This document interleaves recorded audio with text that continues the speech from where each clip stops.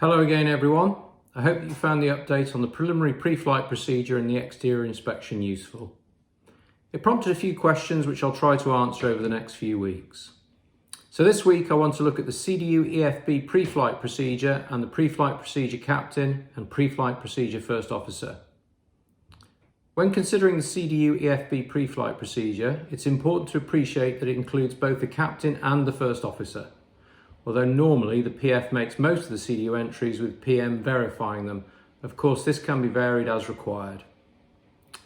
The CDU EFB pre-flight procedure can be started after the preliminary pre-flight procedure has been completed. The initial data and navigation data entries must be complete before the flight instrument check in the pre-flight procedure. The performance data entries must be complete prior to the before start checklist. To reiterate, it's vital that all CDU entries are verified by the other pilot. The flight number, route and WINs can be uplinked. We're still in the trial phase of WINs provided from Avtech. The trial is being run by TUI Belgium, and once complete, a decision on a permanent change to Avtech will be made. If the fuel uplift is sent via ACARS, the e-journey log submission deadline is relaxed from 24 to 48 hours. Normally, the arrival and approach is not loaded prior to departure. This prevents unwanted automatic LNAV activation if a toga switch is pushed after takeoff. When operating short sectors, such as ferry flights, the arrival and approach could be pre-entered into Route 2, ready for activation in flight. This significantly reduces workload.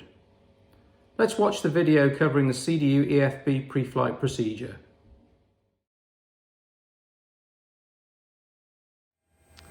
Initial data set, CDU ident page select, verify that the model is correct, verify that the engine rating is correct, verify that navigation database active date range is current. CDU POS init page, verify that the time is correct, enter the present position on the set inertial position line. If needed, use the most accurate latitude and longitude. Navigation data set, CDU route page, enter the route.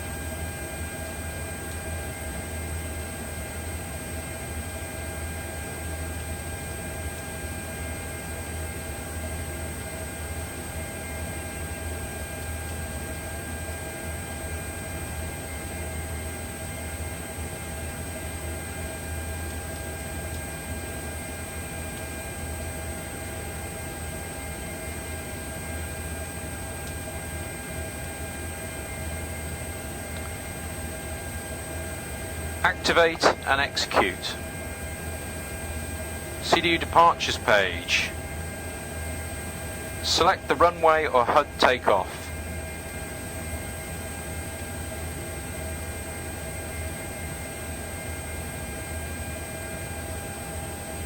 Select the departure routing.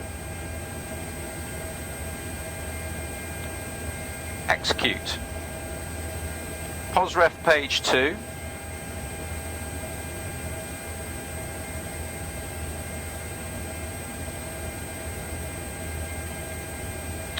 And verify the RMP for departure as needed. Verify that the route is correct.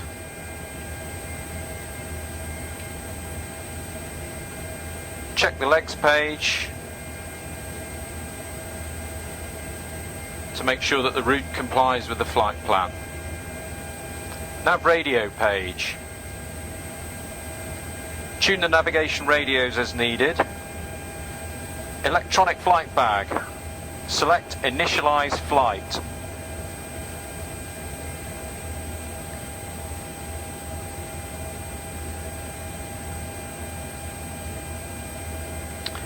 Verify the documents loaded are correct. Verified databases are correct on the EFB ident page. Review faults, memos and messages. Select charts in Lido eRoute manual. Performance data set. CDU perf init page, select. Enter the planned 0 fuel weight and other performance information.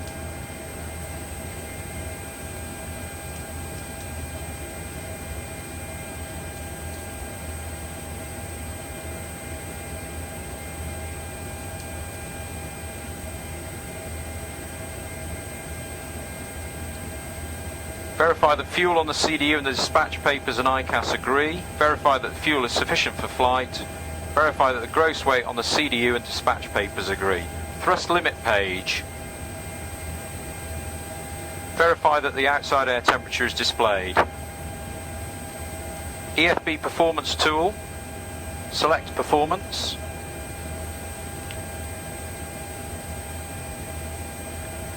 Select copy FMC data and load performance data as needed. It's worth mentioning a few points. If a mix of engines with different original thrust ratings are on wing, intermix rating will be shown on the ident page. The navigation database will not always have RMP specifications pre-programmed into it, except for RMP approach with an RMP of 0.3 nautical miles. Generally, the RMPs used by the FMC are default values: 1 mile for departure and arrival, 2 miles in domestic airspace, and for oceanic airspace it's 4 nautical miles. The use of HUD TOGA is beneficial when it's available, although not mandatory. It gives an additional source of guidance in the event of engine failure. When making CDU route entries, leaving the hard altitudes in for the SID gives protection against misselection of a stop altitude in the MCP altitude window. It also allows for climb on a SID where a climb via instruction is given. This works really well because of the altitude intervention function. At a suitable point, the tracks and distances should be checked with pilot monitoring calling them out from the CDU and pilot flying checking them on the chart. However, if required, these roles may be reversed. When checking oceanic tracks and distances, the procedure calls for the PF to read from the CDU and for the PM to check the OFP. This is because the PM has the master OFP. It's important to consider centre of gravity in relation to the use of the aft COG takeoff supplementary procedure.